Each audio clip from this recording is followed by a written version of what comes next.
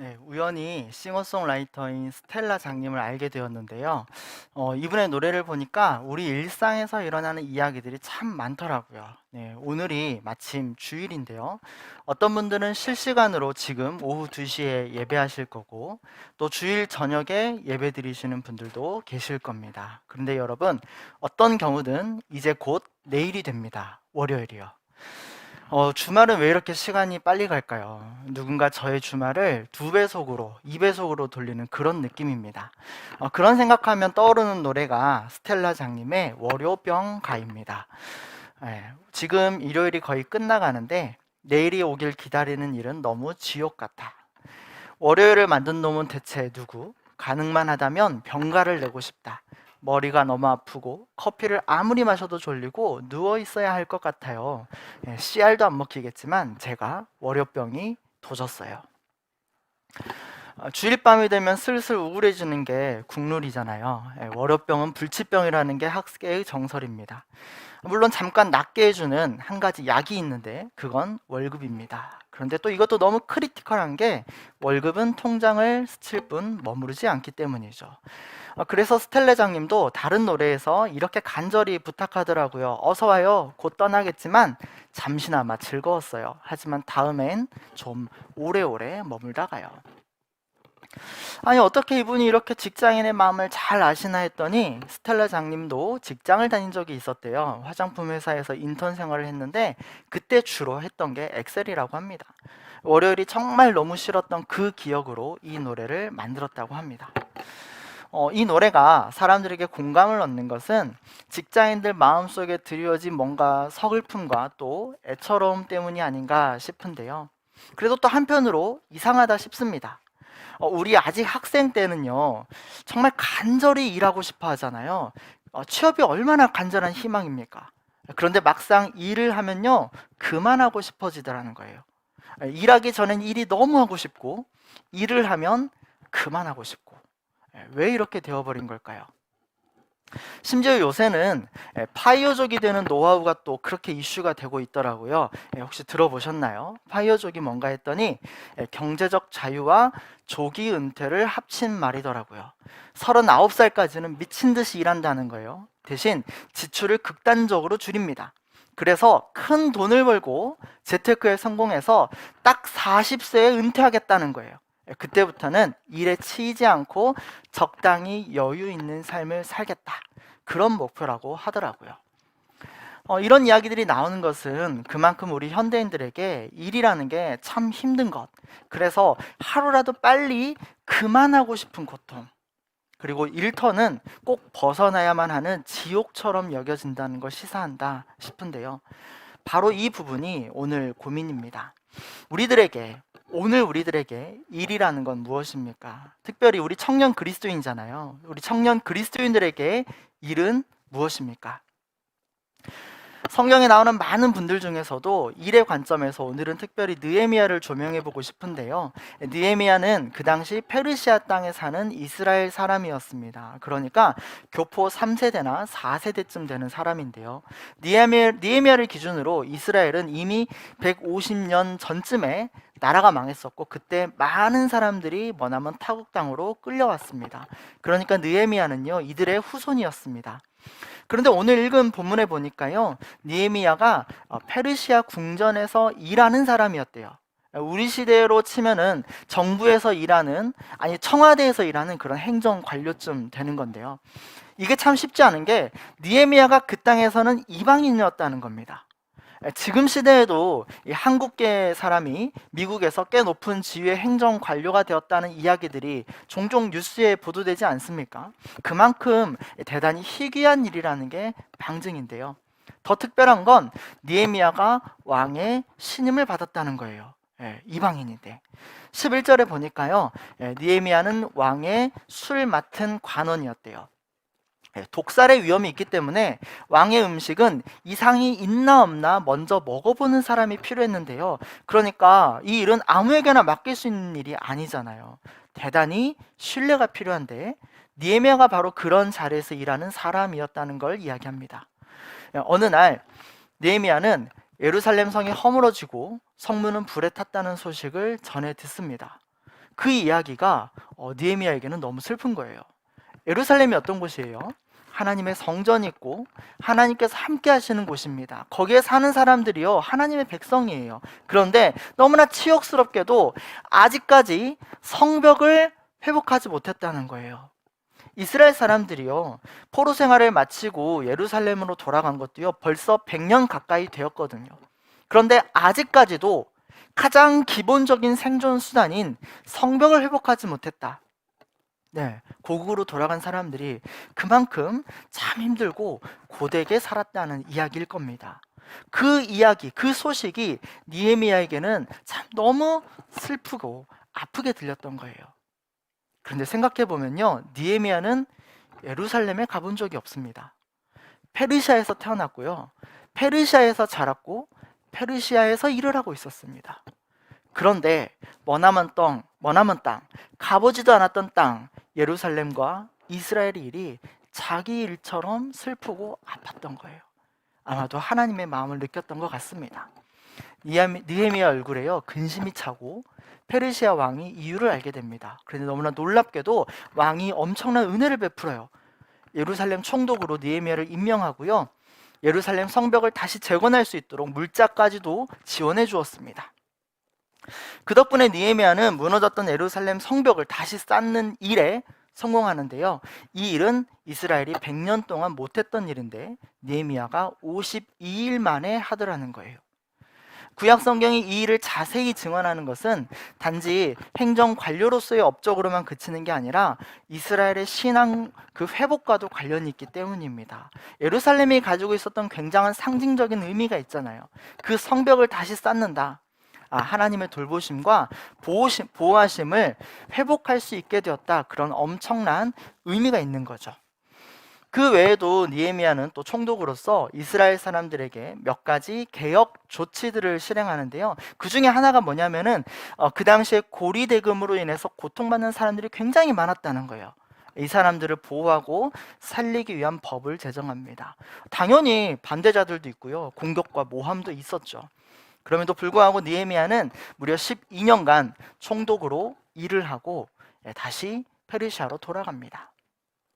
진짜 또 하나 너무 대단했던 것은요, 느헤미야가 일을 했던 그 기간 12년이요, 그동안 급료를 받지 않았다는 거예요. 사실은 개인의 입장에서 보면 굉장한 희생정신인 거죠. 이스라엘 땅에서 거둔 세금으로 총독의 급료를 받아야 하는데, 느헤미야가 보니까 이스라엘 사람들이 너무 가난하고 빈곤의 문제로 어려움을 겪고 국가에 동원된 노력이 노역이 너무 힘들고, 그걸 보면서 한 가지 결심을 한 거죠. 내가 총독으로서 마땅히 받아야 할 급료를 받지 않겠다. 일의 관점에서 보면은 느헤미야는 굉장히 탁월한 사람이고 또 롤 모델일 수도 있습니다. 행정 관료로서 자기 자신을 실현했고요, 당시에 많은 총독들과는 좀 다르게 자기만의 안위를 생각하거나 사리새욕을 채우는 일을 멀리했습니다. 이스라엘 사람들 모두가 특히 가난으로부터 고통받는 사람들이 최소한의 삶을 지탱할 수 있도록 했다는 점에서 사회적으로도 굉장히 유능한 사람이었죠. 좋은 일을 한 거죠.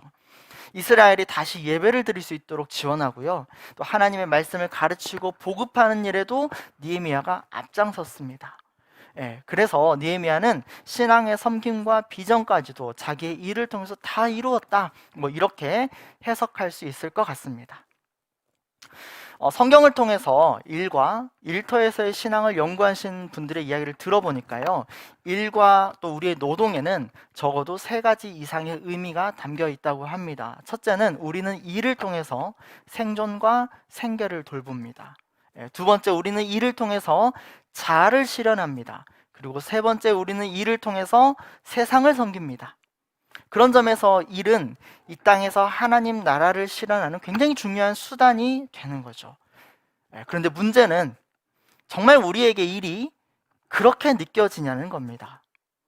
느헤미야를 보니까요, 정말 그런 것 같긴 해요. 그런 차원의 의미를 실현하고 또 느헤미야가 굉장히 탁월하게 잘했어요. 일을 그렇게 했어요. 그런데 그 사람은 성경 속 사람이잖아요. 수천 년 전 사람이거든요. 오늘 우리는 21세기에 있습니다.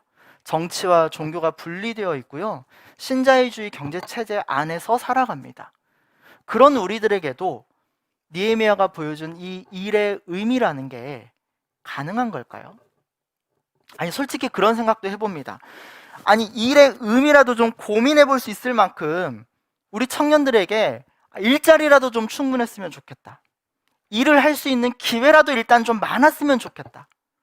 늘 어렵다고 생각했던 그 청년 실업 문제가 코로나19가 되니까 더 심각해졌잖아요.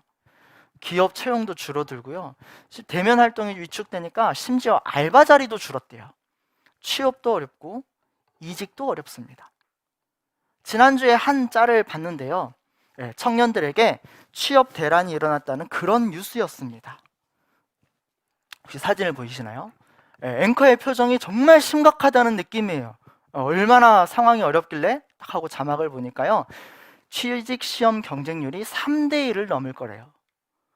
3대 1이면 좀 괜찮은 게 아닌가요? 날짜를 보니까 1996년 뉴스입니다. 통계의 특성상 곧바로 비교할 수 있는 건 아니지만 작년 하반기 취업 경쟁률이 36대 1이라는 보도가 있었고요. 통계청 오피셜에 따르면 작년 공공기관 경쟁률은 1000대 1이었대요. 25년 전에 3대 1이 너무 심각한 좁은 문이었다면 오늘 36대 1 그리고 1000대 1은 도대체 무슨 문입니까? 이 정도면 없는 문 아니에요? 어렵게 직장에 들어간다고 해도 끝이 아니에요. 1년 차 때 퇴사하는 경우가 생각보다 굉장히 많다는 거예요. 여러 가지 이유가 있지만 직장 생활에 대한 이상과는 너무나 간극이 큰 현실 때문인 것 같습니다. 여러분 웹드라마 조조소 보셨나요? 이게 굉장히 인기를 끌었는데 누군가는 그러더라고요. 장그래의 미생이 드라마라면 조충범의 조조소는 다큐다. 신입사원 조충범이 들어간 회사에서 있었던 이야기를 그린 건데요. 너무 찐 현실이어서 진짜 중소기업 다니는 사람은 차마 못 본다고 하더라고요. 너무 자기 이야기 같아서요. 정말 일과 일터에서 우리 청년들이 겪는 어려움을 뭐 어떻게 한두 가지로 그냥 말할 수 있겠습니까? 직장 동료들과의 관계에서 오는 어려움도 있을 거고요. 업무 자체에서 오는 스트레스도 있겠죠. 심지어 위계 질서를 바탕으로 하는 이 갑질의 폭력도 있고 성폭력도 있고요. 언어폭력, 성차별, 편법과 탈법과 불법을 넘나드는 업무 지시도 있습니다. 솔직히 뭐 하나 쉬운 게 없는 거죠. 무엇보다 안타까운 건 우리가 이 소중한 생명을 이어가기 위해서 일을 하잖아요. 그런데 그 일터에서 생명을 잃기도 한다는 거예요. 2016년 기억하시나요? 구의역에서 스크린도어를 정비하다 사망한 19살의 청년 김군. 2018년 태안화력발전소에서 야간 작업을 하다가 사망한 25살의 청년 김군. 며칠 전 26일에는요. 성능역 인근에서 한 오토바이 배달 노동자가 화물차에 치여 사망한 사건도 있었는데요. 일하다가 또 일터에서 언제라도 나도 혹시 죽음을 맞이하는 건 아닌가 싶어 마음이 먹먹합니다. 문제는 정말 이런 일이 비단 이 몇 사람뿐이냐는 거예요. 지금 이 사진을 보시면요. 2019년 11월 21일 경향신문의 제1면입니다. 여러분 글씨가 너무 작아서 안 보이실 거예요. 여기에요. 빼곡히 사람들의 이름이 실려 있는데요. 어떤 이름이냐면 2018년부터 2019년 9월까지 불과 21개월 동안 산업재해로 사망한 1200여 명의 노동자들의 이름입니다. 그러니까 우리나라에서 일터에서 하루 평균 3명이 죽고 있다는 이야기예요. 심지어 여기에 특수고용 노동자나 자영업자, 신고되지 않은 은폐된 죽음은 제외되어 있습니다. 사실은 동화 속에서도요, 일터에서 당하는 서러움과 또 눈물이 서려 있더라고요. 여러분 어렸을 때 동화책 참 많이 읽잖아요. 그 중에서 성냥팔이 소녀 이야기 혹시 생각나시나요? 안데르센의 동화인데요. 지금 생각해보면 이 동화가 동화치고 상당히 슬픈 결말이에요. 좀 당황스럽더라고요. 근데 한번 여러분 혹시 생각해 보셨어요?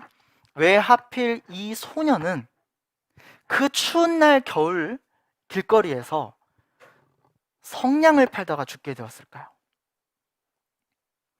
이 동화가 나온 게 1845년입니다. 당시에 유럽은 산업혁명을 막 지나고 있었어요. 그래서 이전에 없었던 수많은 공장들이 세워지니까 거기에 일할 사람들이 굉장히 많이 필요했잖아요. 바로 거기에 어린 아이들이 그렇게 많았다는 거예요. 아직 의무 교육이 없었거든요. 이 아이들이요, 빠르면 4살부터 공장에서 일했대요. 하루에 12시간 중노동 현장에 투입되었습니다. 그게 이 동화의 주인공인 성냥팔이 소녀와 무슨 상관인가요? 어느 자료를 보니까요, 그 당시 성냥 공장에서 일하는 노동자의 대다수가 이 어린 소녀들이었다는 거예요. 거기에 유독가스가 굉장히 많이 나오는 일인데 거기에 이 아이들이 투입되었다는 거예요. 자기가 얼마나 위험한 화학물질을 다루는지 알지도 못했고요. 그러니 무슨 어떤 보호 장비를 지급받지도 못했죠. 그런데 거기에서 하루에 12시간씩 일을 했다는 거예요. 거기 너무 심각한 거예요. 오래 일하다 보면요, 근육과 뼈가 괴사하는 병이 생긴대요. 턱뼈가 주저앉는데요. 지금이야 산재에 관한 규정이라도 있지만 150년 전 그때 무슨 그런 규정이 있을 리가 없잖아요. 아이들의 인권도 없었거든요. 그러니까 공장 관리자가 이 아이들을 잘 지켜보다가 병이 생길 것 같은 전조 증세가 생기면요, 빨리 해고해 버리는 거예요. 실제로 병이 악화되는 것은 해고된 뒤거든요. 그러니까 내가 공장에서 일하다가 이 병이 생겼다고 증명하는 게 사실 불가능했던 거예요. 당연히 적절한 보상도 없고 방지 대책 같은 것도 생각도 못할 일이었죠. 안데르센의 동화 성냥팔이 소녀는요, 바로 그런 이유 때문에 공장에서 해고된 아이였을 거라고 추측합니다. 퇴직금인지 위로금인지, 아니 사실은 목숨값으로 받아온 성냥을 길거리에서 팔았던 셈이죠. 실제로 그렇게 공장에서 일하다가 병이나 사고로 죽은 아이들이 불과 150년 전인데 그렇게 많았다는 거예요. 그리고 이 일은 지금도 우리의 삶의 현장 일터 곳곳에서 반복해서 일어나고 있습니다. 그러니까 오늘 우리들에게 도대체 일과 일터에서 어떤 의미를 찾을 수 있습니까? 일이라는 게 이렇게 우리에게 큰 고통을 안겨주는 것이라면, 여기에 온갖 비극적인 일들이 일어나고 있다면 일은 우리에게 저주인가요? 오랫동안 그렇게 생각하기도 했습니다. 거기엔 성경에 대한 해석 때문인데요, 창세기 3장에 보니까 에덴 동산에서 아담과 하와가 첫 범죄를 저질렀을 때 하나님이 이렇게 말씀하시더라고요. 땅은 너로 말미암아 저주를 받고 너는 내 평생에 수고해야 그 소산을 먹으리라. 땅이 내게 가시덤굴과 엉겅퀴를 낼 것이라. 내가 흙으로 돌아갈 때까지 얼굴에 땀을 흘려야 먹을 것을 먹으리니.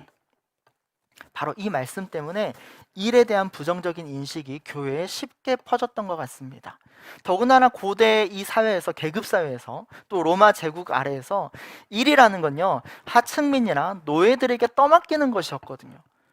그래서 땀 흘려서 일하는 이 노동의 수고는 그 자체로 하나님의 심판이고 저주인 것처럼 생각했다는 거예요.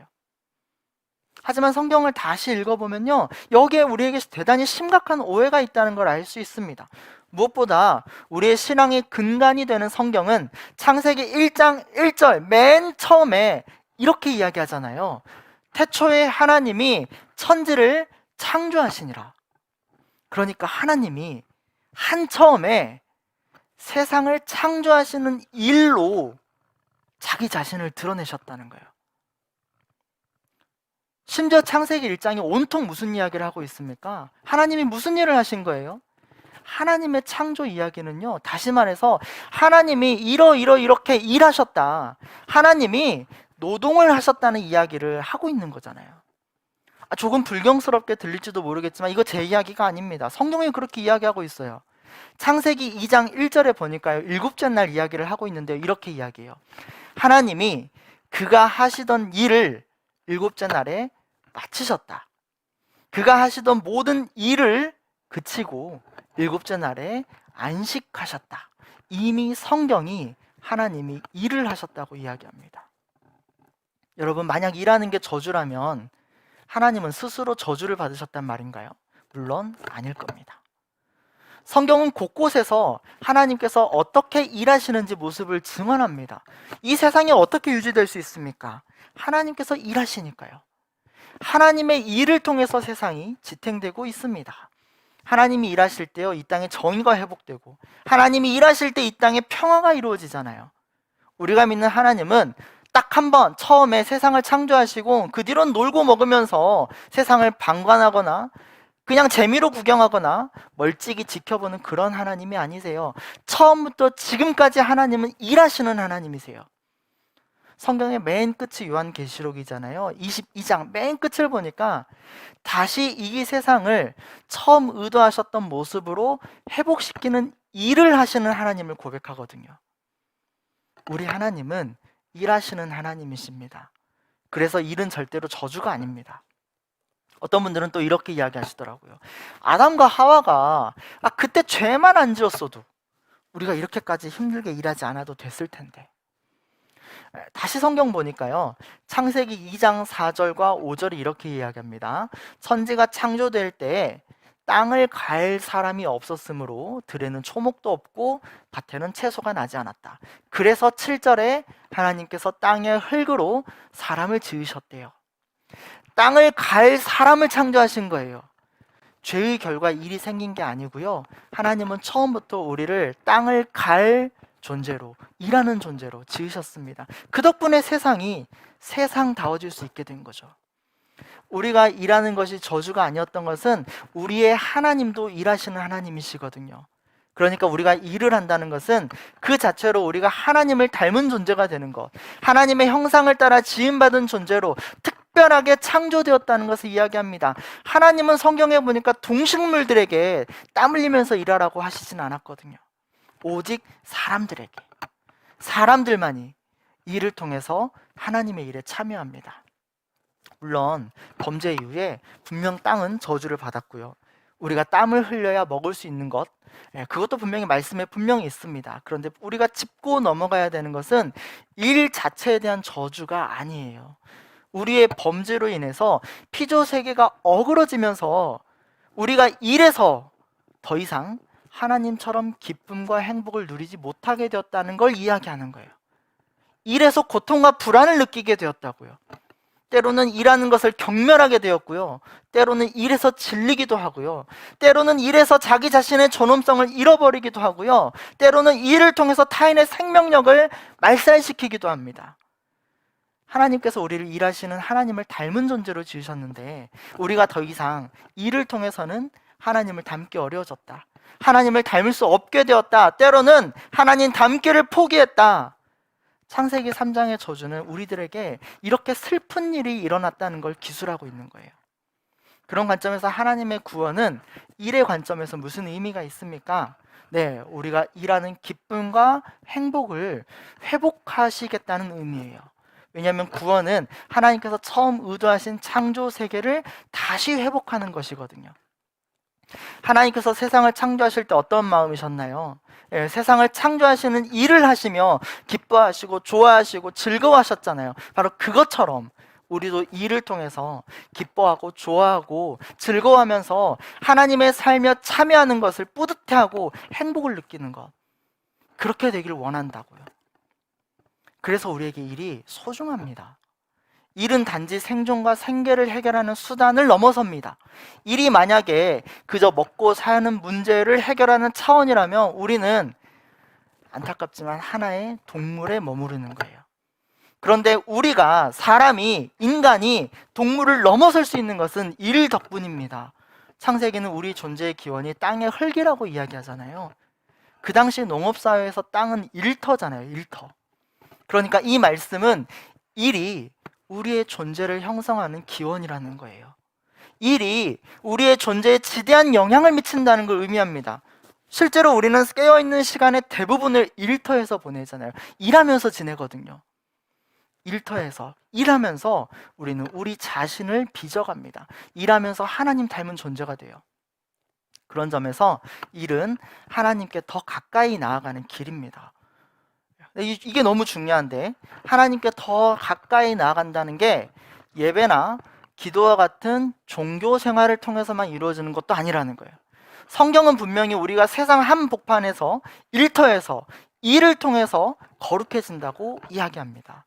레위기 19장은요 온통 거룩한 삶에 대해서 이야기하는데요, 좀 단순히 이야기하면 레위기 19장에 총 37개 구절이 있는데 그 중에서 종교 생활을 통해서 거룩해지는 이야기는 6구절밖에 안 돼요. 나머지 전부가 뭐냐? 다 우리의 일터에서 일어나는 이야기예요. 포도원에서 일할 때 어떻게 일해야 되는지, 과일을 심을 때는 무엇을 지켜야 되는지, 물건을 사고 팔 때는 어떻게 해야만 하는지, 이런 규정들을 잘 지킬 때 우리가 하나님과 같이 거룩하게 된대요.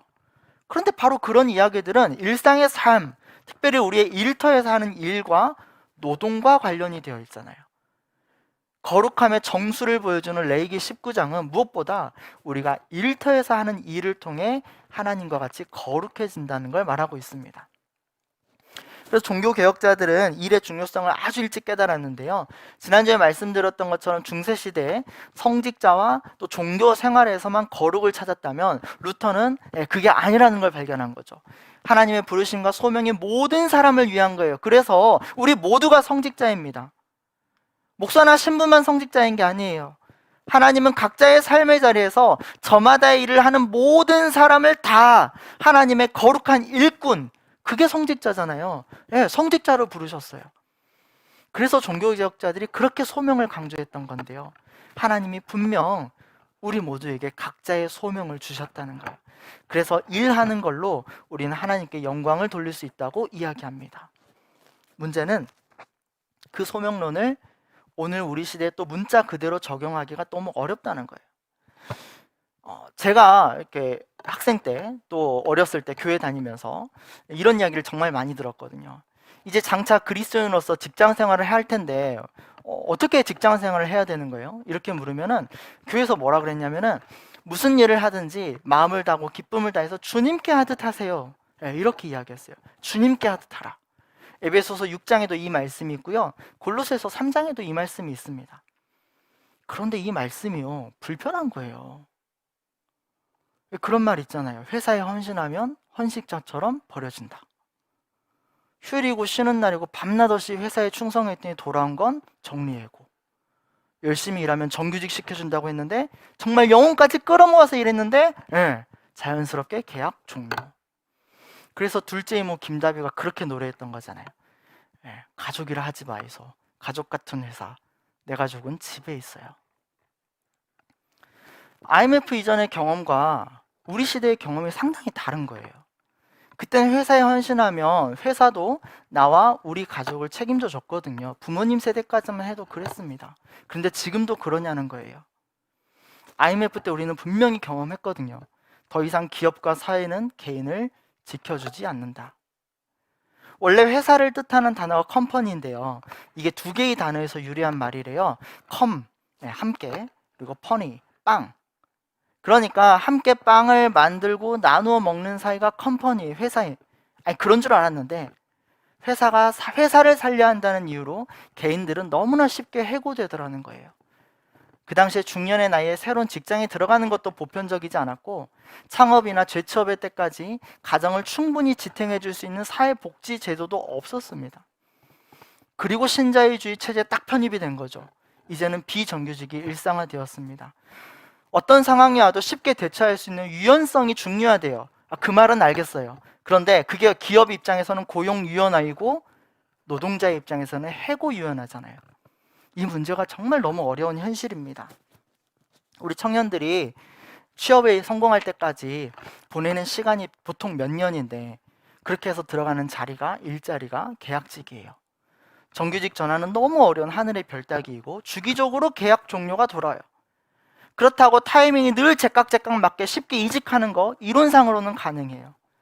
실업급여 받는 거 좋아요. 그런데 그렇게 실업급여를 받는 삶의 기반 위에 결혼과 출산과 육아를 쉽게 꿈꿀 수 있겠습니까? 솔직히 어렵고 힘든 일이라는 거 이미 우리가 알고 있잖아요. 더군다나 이미 우리 사회는 많은 사람들이 플랫폼 노동자, 긱 이코노미 체제로 편입되고 있습니다. 이게 무슨 말인가 하니까 초단기 계약직, 하루에 몇 시간만 일해도 되는 그런 일자리들을 의미합니다. 모 회사에서요, 택배 배송할 사람들을 구하면서 이런 광고를 했어요. 날씨 좋은 날 소풍 다니듯 드라이브 하듯 일할 수 있습니다. 너무 멋진 말이잖아요. 근데 진짜 그렇냐는 거예요. 물론 몇몇 사람에게는 그럴지도 모르겠습니다. 그러나 이 광고는 일과 노동의 현실을 상당 부분 아름답게 포장하고 은폐합니다. 플랫폼 노동자는요, 분명 회사의 지시를 받고 일하는데 법적 지위는 노동자가 아니라 사업자래요. 4대 보험이 적용되지 않습니다. 그거는 일하면서 일어날 수 있는 모든 위험 부담을 회사가 책임지지 않는다는 거예요. 오롯이 다 내 책임이에요. 누군가는 그러더라고요. 내가 하고 싶을 때만 일하면 되니까 그래도 좋은 거 아니냐고. 맞아요. 그건 정말 장점이에요. 그런데 정말 내 마음대로 오롯이 일거리를 조정할 수 있는 것도 아니에요. 결국 일을 분배해 주는 것은 회사이거든요. 심지어 조사에 따르면 플랫폼 노동자의 상당수는 일하고 싶을 때만 일하는 게 아니라 사실상 전업 노동자래요. 물론 이렇게 일하는 거 너무 귀하고요. 여기에서도 만족해하고 또 자부심을 느끼며 일하시는 분들도 정말 많이 계십니다. 특히 코로나 시대에 이 플랫폼 노동자분들의 수고 덕분에 우리가 또 얼마나 편하게 지냈습니까? 코로나 초기에 여러분 작년 초에 무슨 일이 일어났었나요? 다른 나라에서요, 생필품 사재기 현상이 일어났잖아요. 마트에서 화장지도 못 산다는 일들이 빈번했거든요. 그런데 우리는 너무 평온한 거예요. 왜요? 로켓 배송이 있었거든요. 플랫폼 노동과 긱 이코노미는요, 이미 우리 사회에 깊숙이 들어와 있는 게 사실입니다. 거부하기 어려운 사회적 현상이 되었어요. 문제는 거기에서 일하는 건 다름 아니라 우리 자신이기 때문에 인간의 존엄성과 안전과 생명을 충분히 지킬 수 있는 제도와 법적 장치들이 필요하다는 거예요. 사회적 합의가 있어야 돼요. 그런데 미래를 내다보면 더 어려워요. 심지어 기업들은 이미 AI를 통한 로보틱 모빌리티 개발에 박차를 가하고 있어요. 사람을 더 이상 필요로 하지 않겠다는 거예요. 이 말은 적어도 10년에서 20년 이내에 뭔가를 배송하는 것은 사람이 아니라 기계를 통해서 대체된다는 걸 의미합니다. 그리 멀지 않은 시간이에요. 날이 갈수록 고용 없는 성장은 급속도로 확산되고 그에 따라서 질 낮은 일자리만 계속 늘어나는 거죠. 그렇다면 기독교 신앙이 이런 부분에 대해서 무슨 말을 할 수 있겠습니까? 이렇게 급속도로 사회가 변화가는데 일과 일터의 영역에 대해서 교회는 무슨 이야기를 해야 됩니까? 경제는 경제학자들만의 놀이터는 아니니까요.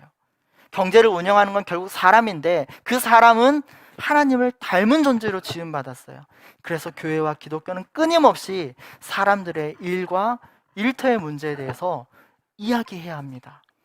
한 개인의 차원을 넘어서 사회와 국가의 차원에서도요, 이 성경의 가치들, 정의와 평화와 생명 존중이 구현될 수 있도록 하는 모든 활동은 그 자체로 선교적 삶이고 하나님 나라의 일부가 돼요. 그런 점에서 우리는 무엇보다 우리의 인류의 공동 선에 대한 방향을 다시 점검할 필요가 있습니다. 무슨 일을 하듯 주님께 하라, 주님께 하듯 하라, 이 말씀은 그 자체로는 지극히 옳습니다. 문제는 오랫동안 이 말씀이 왜 노동자에게만 적용되었냐는 거예요. 고용주에게도 회사에게도 동일하게 적용되어야 되는 말씀 아니에요? 일터 없는 노동자는 비극이지만 노동자 없는 일터는 무슨 의미가 있겠습니까? 일을 시키는 사람이든 시킨 일을 하는 사람이든 우리는 서로가 서로를 필요로 하는 사회의 관계망 속에 살거든요. 서로가 서로를 의지하고 있습니다. 어느 한쪽을 착취해서는요, 상생할 수 없습니다. 그래서 무슨 일을 하듯 주님께 하듯 하라는 이 말씀은요, 일하는 사람에게도 적용돼야 되지만, 아니 더 선제적으로는 더 큰 힘을 가지고 있는 이들에게 먼저 적용되어야 합니다. 신학자들은 이거를 공동선이라고 설명하는데요, 나 자신의 이익을 넘어서서 우리 모두에게 좋은 것, 우리 모두에게 선한 것을 추구하자는 이야기입니다. 물론 쉬운 일은 아니죠. 신학자 미로슬라브 볼프는 우리가 일터에서 어떤 원칙을 가져야 하는지 이렇게 세 가지로 제시를 하는데요, 기억해 주시면 좋겠습니다. 첫 번째는 나 자신의 자유를 잃어버리지 말자. 이건 우리가 일자리에서 인간의 존엄성을 잃지 않도록 서로 보호해야 한다는 걸 의미합니다. 둘째는요, 모든 사람의 필요를 충족시키자. 이것은 함께 더불어 살아가는 사람들의 이익까지도 함께 고려해야 한다는 걸 의미합니다. 마지막으로 놀라운 건 셋째인데요, 자연이 회복 불가능한 손상을 입지 않도록 보호하자. 이거 대단히 오랫동안 소홀히 여겼던 것들이거든요. 이 주제로 설교를 준비하면서 사실 정말 많은 고민이 들었습니다. 우리 청년들 중에 대다수가요, 노동자로 살지만 또 한편으로 프리랜서도 있고요, 자영업자로 일하는 청년들도 있고요, 또 여러 직원들을 채용해서 고용주로 일하는 사장님들도 있어요. 물론 학생들도 있고 구직 활동 중인 청년들도 있습니다. 이렇게 다양한 상황에 처한 청년들의 삶의 맥락을 고려하면서도 또 균형을 잃지 않으면서도 함께 신앙의 조화를 고민할 수 있는 길이 어디일까 사실은 늘 고민입니다. 그만큼이나 너무 디테일한 특정한 답은 모두에게 적용되진 못할 것 같아요. 하지만 함께 걸어 나가야 할 방향과 원칙을 나눌 수 있는 그런 청년부가 되면 좋겠다 싶습니다. 그래도 사실은 청년들 중 대다수는 직장에 들어가서 일을 하는 사람이잖아요. 그런 점에서 한 가지 더 이야기 나누고 싶은 게 있는데, 모든 일을 주님께 하라는 말씀이 우리의 직장 생활 속에서 만나는 온갖 부조리하고 모순적인 일들에 대해서 무조건 다 침묵하고 그거 다 하나님께 뜻이야, 하나님께서 허락하신 뜻이야 라는 식으로 적용하지는 않았으면 좋겠다는 거예요. 모든 일을 다 개인이 극복해야 되는 내면의 어려움 또는 심리적 결단의 문제로 환원해서는 안 됩니다. 아무리 선한 사람들이 모여도요, 조직이 되면 필연적으로 구조적 모순이 발생합니다. 인간이거든요. 만약 거기에서 누군가를 억압하거나 착취하는 일이 있다면 그리스도인이 서야 할 곳은 거기가 아니라 자유와 해방에 있습니다. 부당한 억압과 강제 노동에 시달렸던 이스라엘을 위한 하나님의 구원이 출애굽에 있었거든요. 하나님의 관심은 사회적이고 구조적인 차원을 배제하지 않습니다. 무엇보다 우리에게는 큰 하나님의 꿈이 있습니다. 하나님께서 이 세상을 마침내 어떻게 회복하시려는 건데요. 이사야 65장입니다. 제가 읽어드릴게요. 집을 지은 사람들이 자기가 지은 집에 들어가 살 것이며 포도나무를 심은 사람들이 자기가 기른 나무의 열매를 먹을 것이다. 자기가 지은 집에 다른 사람이 들어가 살지 않을 것이며 자기가 심은 것을 다른 사람이 먹지 않을 것이다. 그들이 수고하여 번 것을 오래오래 누릴 것이다. 그들은 헛되이 수고하지 않으며 그들이 낳은 자식은 재난을 당하지 않을 것이다. 그들은 주님께 복받은 자손이며 그들의 자손도 그들과 같이 복을 받을 것이다. 일하는 게 의미 있는 세상이요. 그 일을 통해서 누구나 충분히 보상을 받는 세상이요. 수고로 한 일의 결과를 빼앗기지 않는 세상이요. 그래서 일하는 게 정말 뿌듯하고 행복한 세상. 하나님은 그런 세상을 회복하기 원하십니다. 이렇게 하나님의 꿈을 우리의 꿈으로, 하나님의 희망을 우리의 희망으로 붙잡는다면 하나님도 지금 이걸 위해 일하시는데 우리가 함께 그런 세상으로 바꾸어지도록 그렇게 나갈 수 있지 않겠습니까? 오늘 설교는 스텔라장의 노래로 시작했는데요, 일관성 있게 노래로 마치려고 합니다. 지난주에 남진주 간사님이 예배를 마치고 퇴장송으로 불러주셨는데요, 그분은 말하시네 라는 노래인데, 우리가 일터에서 부당한 일 또 억울한 일 당하기도 하잖아요. 때로는 극단적으로 효율성과 또 성과를 요구하는 세상에서 너의 뼈를 갈아 넣으라는 그 착취 속에서 나 자신이 무가치하게 여겨지기도 하고 나라는 존재가 보잘것없는 것처럼 평가받을 때도 있잖아요. 그런데 그런 우리의 눈물과 탄식, 헛헛한 마음을 주님께서 아십니다. 이 노래 여러분에게 하나님의 위로가 되길 소망합니다. 세밀 난간사님께서 들려주실 겁니다.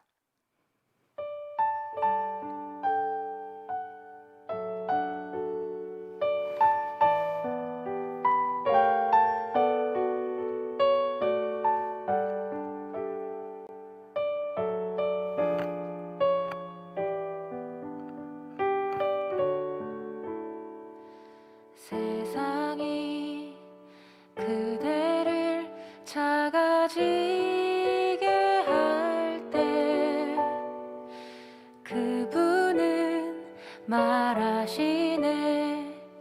영원한 사랑 나의 손 내 숨결로 너를 지었을 때 세상 무엇도 그보다 아름답지가 않았네.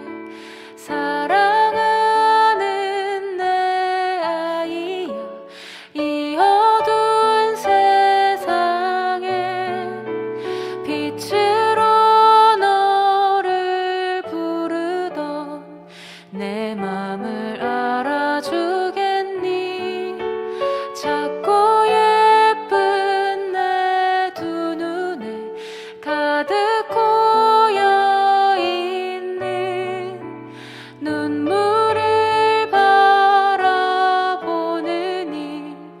내게도 어렵구나.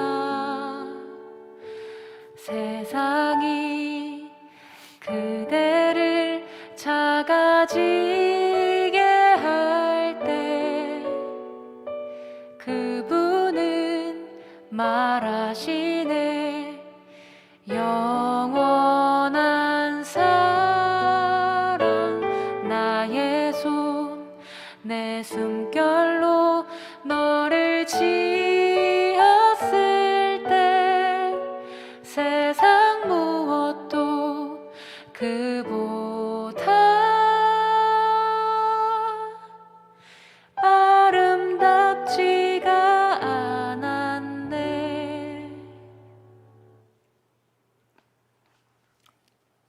사랑하는 청년 여러분, 여러분 정말 소중한 존재입니다. 하나님 닮았거든요.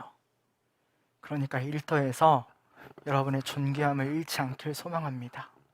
일을 준비하는 청년들, 일을 하는 청년들, 이 일이 맞나 고민하는 청년들, 그리고 직장에서 일하다 어려움 당한 청년들, 그리고 코로나로 인해서 어려움 당한 청년들, 여러분 모두 응원합니다. 여러분의 삶은 그 자체로 하나님의 삶의 한 부분입니다. 여러분의 존엄성을 잃어버리지 마시고 우리 이 공동체가 함께 서로를 격려하고 사랑하며 아름다운 세상을 회복하는 일에 함께 합시다. 기도하겠습니다.